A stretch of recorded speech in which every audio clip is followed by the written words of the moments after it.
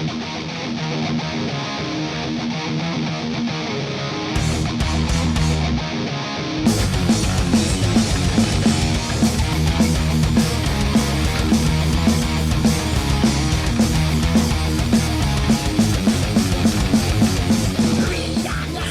up, everybody? My name is Scott Waters. Welcome to No Life Metal. Today we're going to be doing a What's Spinning. Just some records and a handful of CDs that I've been spinning over the last, I don't know, week or two or so. So I'm going to get right into it right now. This is, I got a few CDs. I'm going to show the CDs first just to get those out of the way before I get to the vinyl. This is Canadian thrash band Entropy. I believe this was their second album. It might have been their first full length. I don't remember. Anyhow, just good old school Canadian thrash metal. This is from the mid-90s, so it kind of has a bit more groove-oriented than the other two Entropy albums that I also have. I like all three of them. This is probably, of the three, this is probably I'd say my least favorite, but that makes it sound like I don't like it. I really like it a lot.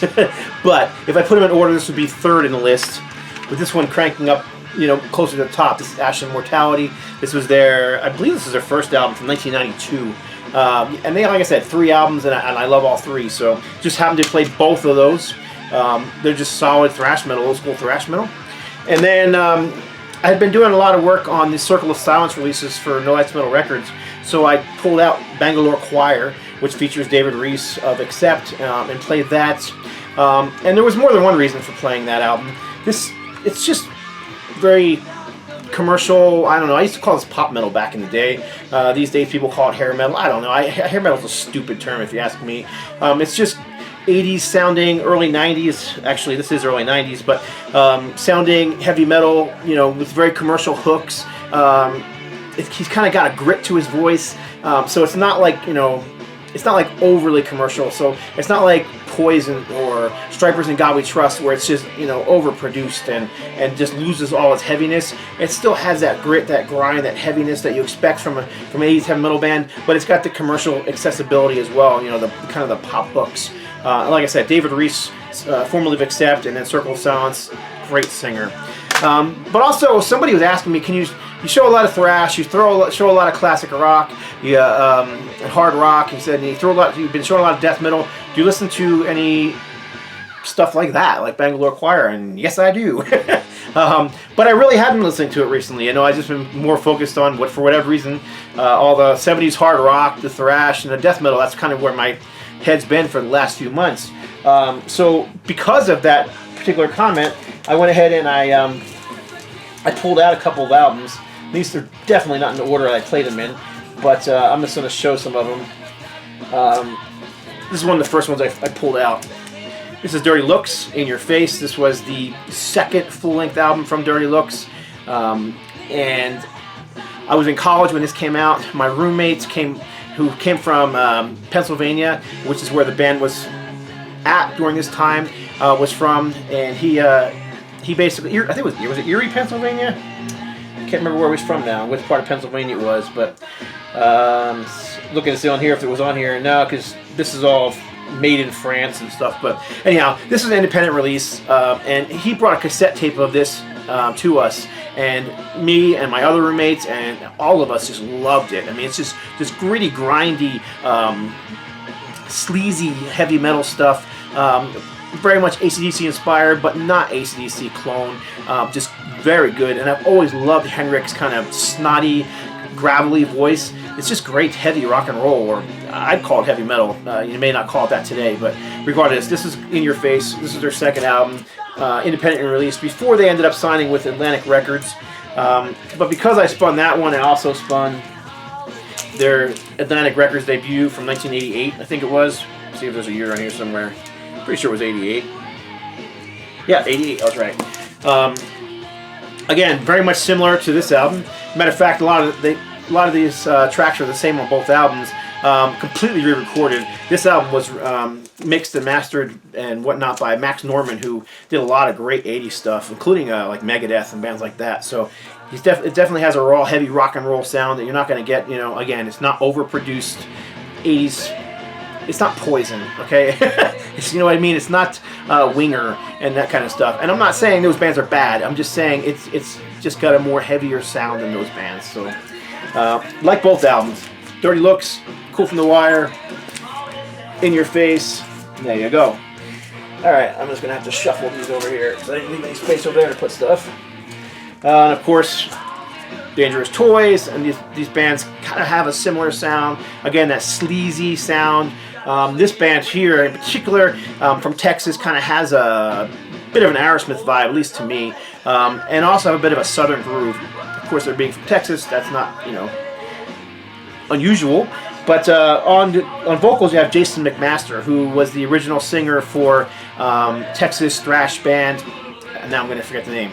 I want to say Warlord, and I know that's wrong. I had that in my head, and now I'm forgetting what it is. Watchtower. There you go. And yeah, for Texas tech thrash band Watchtower. So you know the guy can sing. He's a metalhead. So despite the fact that, you know, this is on a big label and it's billed as hair metal, it's just very gritty, heavy, dirty rock and roll, which is, I love this stuff. And I gotta say, on songs like Teasin' Pleasin', I mean, he's just putting on his best Steven Tyler impression. I mean, some of those sounds, I can't do it, but you know, that Steven Tyler stuff, you know, some of those noises that Tyler makes that nobody else can get away with, Jason McMaster gets away with it on here. Lyrics, stupid goofy on some of these songs. I mean, you got a song in here called Sportin' a Woody. That's just wretched, terrible, but you know, I do like this album despite some of the goofier lyrics. Teasin' Pleasin', Scared, Bones in the Gutter, Take Me Drunk, Feels Like a Hammer, Queen of the Nile, Outlaw, Here Comes Trouble, 10 Boots Stompin', and That Dog. Dang dog. That Dog. So, Dangerous Toys, this is their debut album. This is an original pressing. So, let's see, shuffling in the back here. Next up, an EP from an LA band. Again, I always just called this band metal, especially back then. But this is the first Rat EP, 5 songs, I believe, including a cover of Walking the Dog by Aerosmith. Aerosmith's cover. We think it was Rufus Thomas original. Aerosmith covered it. Rat did a cover of it, but they definitely were covering the Aerosmith version because it's got that vibe to it. And again, a very Aerosmith-inspired sound, but much heavier. It's like Judas Priest meets Aerosmith. That's what you're going to get with this Rat EP. Alright, next up, let's see what we got here. Cinderella's second album. Again, you might be seeing a trend here. I really dig the kind of raspier vocals when they're not super clean and they kind of have that gritty rock and roll sound. This second album being a bit bluesier than their first album, Night Songs. I just really dig this album. It's hard to say which is my favorite Cinderella album. Still Climbing would probably be my favorite. I think that album was one of their best, even though it wasn't one of their best selling. But yeah, great stuff on here, you know. This is a Japanese pressing that my brother from New Jersey bought me many years ago, and it's funny, whenever I pull this album, it makes me think of my brother, so it's awesome that he gave me this. Cinderella, Long Cold Winter. Oh, this had to be what, early to mid 80s? I can't remember what year it was now. Let's see. Yeah, these definitely are not in order. Christmas. People may not like Christmas music. Some people don't. Some people do. I love Christmas music, especially rock and roll Christmas music, heavy metal Christmas music.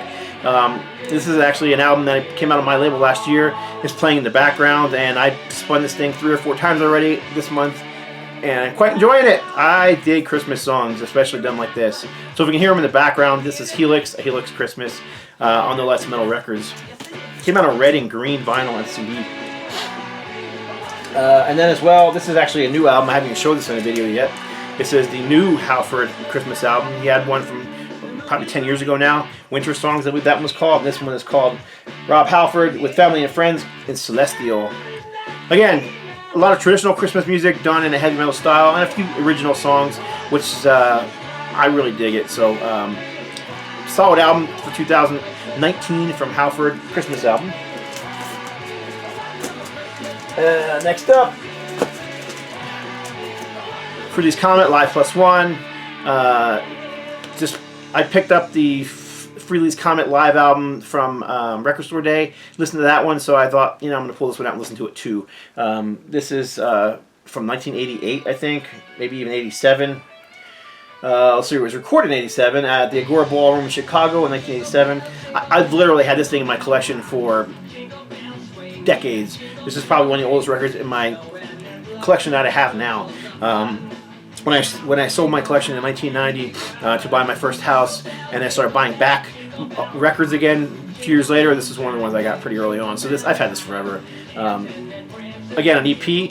Funny thing is, this is also the first CD I bought. When I bought my CD player, the first one I ever bought was probably in 1987 or 88, somewhere in that area. And the first CD I bought was this EP. It was brand new when I bought my CD player. They had it on sale that day I bought my CD player. So I bought this and a couple other albums, but I just remember playing this one over and over again on my CD player. It's EP, so it features 5 songs. Rip It Out, Breakout, Something Moved, Rocket Ride, and then a studio track called Words Are Not Enough. Continuing in the pop metal sound, this is Holy Soldier. I love this album. This is a reissue from a year or so ago. It actually might even be from this year on Rox Records, but this was originally out on Word Records or Myrrh Records back in the day. And take it out of this so you can see the back cover because I got a lot of crap in there. But it's actually pretty heavy. I mean, if you've ever heard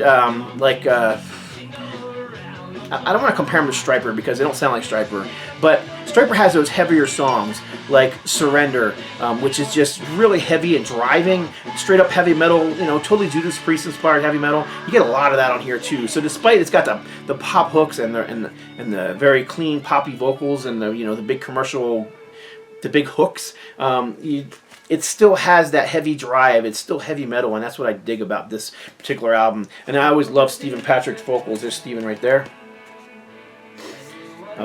Yeah, Stranger, one of my favorite songs on here, but my absolute favorite song is Tear Down the Walls, which is actually the first Holy Soldier song I ever heard.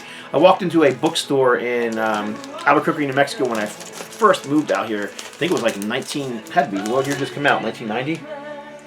Yeah, 1990. So I had just moved out here, and I walked into this Christian bookstore, and I met Robert Gutierrez, who ended up, I ended up being his singer in his band, and we became best of friends, and he's my brother now. And anyhow, he handed me this free cassette single of the song, of that particular song, and I just played it over and over again in my car. I had a cassette deck in my car back then, and so it's always been one of my favorite Holy Soldier tracks. Like, it's just very driving, very heavy, very metal. Which is, if you know me, I'm just into the metal. So that's just me. All right, a few more here. Let's keep going. This is over the top. OFR from Nitro.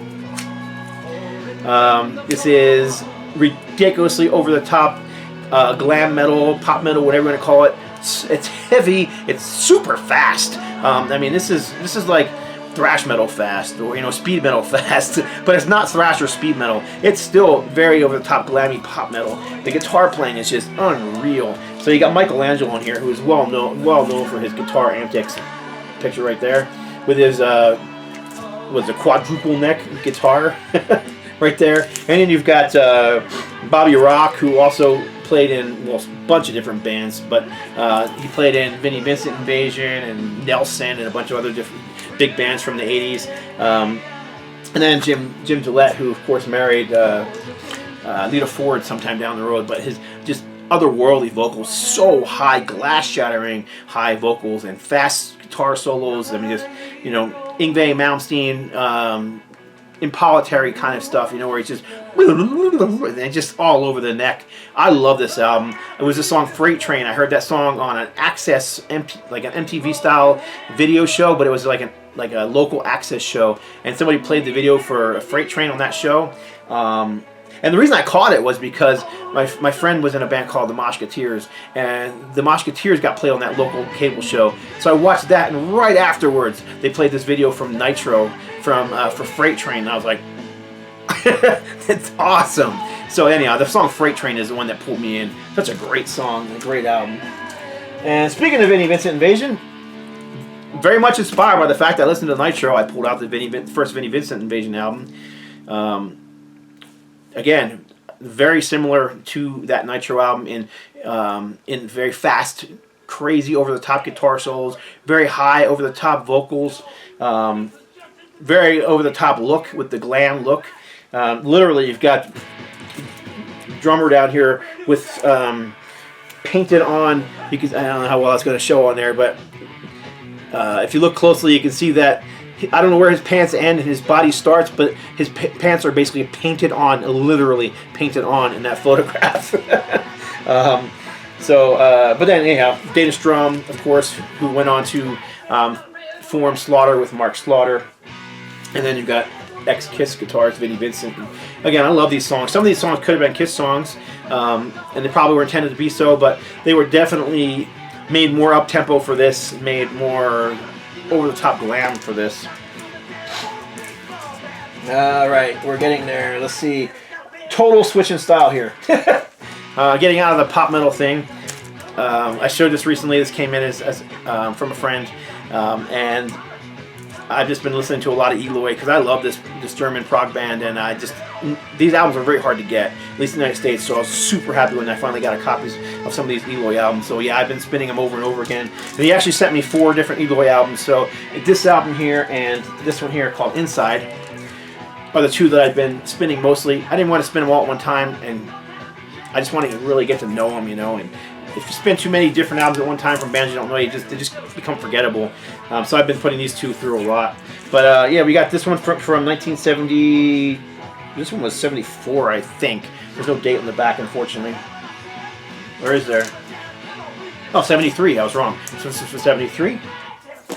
And this one, 76.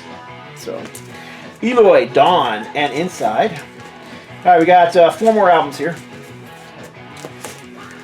The guy who sent me those also sent me this because he's in this band. This is Jürgen, and he's in this band called Repent, and this is their new album from 2019.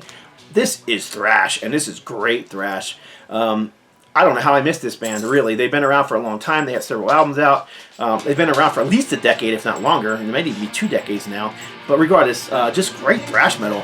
You know, just that heavy driving, you know, machine gun riffing, fast double bass, anything you want from, you know, classic 80s style thrash metal. You know, that very much. I want to say it's not like the German style. It's very much inspired by the Bay Area sound. That's what you're going to get here, and it's very good. He does have a more of a raw vocal style, so he's not singing necessarily like, say, like a Joey Belladonna. He definitely has more of a raspy voice to his sound, so he's not that far off from some of the other bands like Accuser and Creator and that kind of thing. But still, this is great stuff. This will definitely be in my top list for 2019, so super excited to have this. Check these guys out if you like thrash. Repent. This is their new album. It's called Condemned to Fail.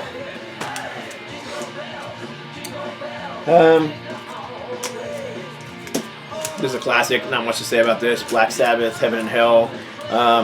Not sure what got me in the mood. All of a sudden, I just wanted to hear this record, so I pulled it out. Let's do it. Absolute stone cold classic. Front cover's awesome. Back cover's awesome. Ronnie James Dio vocals. This album heavily written by Geezer Butler, so it's just very bass heavy. Fantastic riffs. Otherworldly solos from Tony Iommi. I mean, this is just, you know this album. If you know heavy metal, you know this album. 2 more albums here. This is Cheap Trick's first album. Again, I picked up the live Cheap Trick album from Record Store Day and listened to that, which inspired me to grab this one out and give it a spin. This has always been my favorite Cheap Trick album. I know people see the first 3 Cheap Trick albums as kind of like the holy trinity of Cheap Trick albums. For me, this album is just their absolute best. It's got great songs. It's got great production. Jack Douglas, who also had worked with Aerosmith quite a bit, produced this. You know, on the albums like Toys in the Attic and Rocks and Draw the Line, that was Jack Douglas who helped produce this first album. So it has that kind of meaty sound from the 70s. And later Cheap Trick albums, which I also like, didn't quite have that same meatiness. They weren't quite as, for lack of a better word, heavy as this album was. So, but yeah, anyway, it's a classic album. Cheap Trick. Well, it had to be like, what, 77, 76? 77, just look in the back. Last one, this is the new album from Hollywood Vampires. Sounds like an Alice Cooper album to me, honestly. Very, very kind of creepy music, just straight up rock and roll. So you got Johnny Depp and Joe Perry, who pretty much make up the band, and a bunch of guest artists. Alice Cooper does the lion's share of the vocals on this thing. Johnny Depp sings on a cover, a David Bowie cover, I believe, of Heroes. First album they put out was 90% covers and a few originals. This one is mostly originals and a few covers. And off the top of my head, I can't remember which ones are covers at the moment. Of course, Heroes was. A lot of original songs on here. Sounds to me like an Alice Cooper record. So if you're an Alice Cooper fan, don't overlook this just because it doesn't have his name on the front cover. But if you're just a fan of good hard rock, not modern rock, no subgenres needed. Just good hard rock. That's what you're gonna get with Rise from Hollywood Vampires. Let me just show one more, just because I just listened to this one today, all the way through twice. But this is a brand new CD release from Blood Goods. It's Trenches of Rock, and it was a movie, which I still have yet to see, a documentary on the band, the Metal Missionaries, Blood Good, and this is the CD that came out with it. A little disappointed in the CD. I can't wait to see the DVD or the Blu-ray or whatever it comes out on, because I'm sure it's better than the CD. The CD is it's okay. It's just not something you're going to listen to all the way through. I'm being a huge Blood Good fan myself. I can listen to any of the first 5 albums and enjoy them all the way through front to back. I really dig them. But on here, you get these weird bits and pieces of stuff. You get remixes that are just really strange. Some of the remixes I like the song 7, which is off their third album. Their third album. I like the remix better than the original because you can actually hear the bass guitar and it just has more gusto to it. It just sounds better than the original one. But for the rest of the songs, there's a lot of remixing on here, and some of it's just weird. They totally ruined the song. What song was it? You Lose? I love that song, but man, they put these intentional digital glitches in the song, so when he's singing the song, you lose. There's one point in the song where he's singing and holding out a note, and you lose, and it's like this digital glitching that almost makes you think something's wrong with your CD player, but it's intentional in the mix. And I'm sure it has something to do with the movie, which of course I haven't seen yet, but I don't know. To me, I just prefer the original. And then there's a bunch of short little things on here that there is a. Let's see what I got. You got Anguish and Pain listed on here, but all it is just a guitar solo pulled out of a live version of the song, and it's maybe 30 seconds long. Eat the Flesh, 30 seconds of the song. You get Crucify live, but you don't get the Messiah portion of the song with it. So it's I realize there's 2 songs that are always put together, but it's like We Will Rock You without We're the Champions. You know what I mean? It's just something's missing, and it's missing on here. Then there's What Have I Done, which is just this weird remix. It's not really the song What Have I Done, as I recall. Then there's with this weird song that's 30 seconds long called Within the Guidelines. To me, that I don't know. It sounds like it's a drum beat with a click track and a guitar just droning over top. It's just a very odd Blood Good album. So, which is why it's probably doesn't have the Blood Good logo on it. It's not really a Blood Good album. It is a soundtrack to the film. So there you have it. It does have a booklet in 8 pages. There's no text. There's nothing to read on the inside. Just some photos of the album covers on the inside, which is a little disappointing, but whatever. There you go. That's it. So that's my What's Been Spinning for the last few weeks. Hope you enjoyed it. And that's it. God bless. Oh, and Merry Christmas. Stay strong. What's up, everybody? My name is Scott Waters. Welcome to No Life Till Metal. Going to be doing a rock metal update. Nope, I'm not. That was a good one, too.